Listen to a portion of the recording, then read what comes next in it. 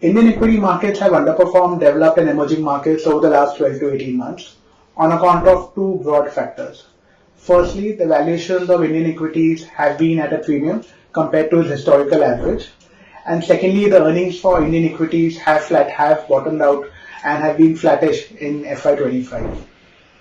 Aided with that, there have been global headwinds, be it the geopolitical tensions that have been running across the world, as well as the US Liberation Day tariff, where India has been unfavorably imposed with 50% tariff on its exports. That has led to India's underperformance over the last 12 to 18 months. However, in this time frame, a lot of positive developments have taken place from India's perspective.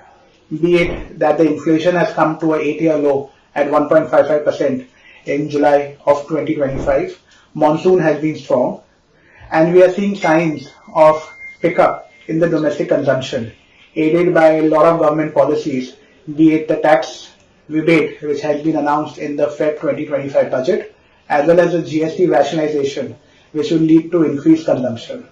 Along with that, the government capex continues to be on a strong wicket. Hence, we see going forward, things can only look up for Indian equity markets. And while globally there has been a risk-on rally that has been taking place, the premium that India used to trade versus its global peers have come down meaningfully. Therefore, we think that in the next 6 to 12 months, Indian equity markets can recover meaningfully from what performance we have seen in the last 12 to 18 months.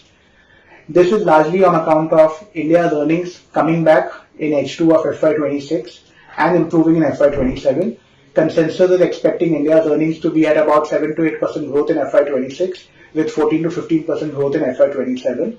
And as earnings catches up, we think the P multiples for India will also catch up along with that.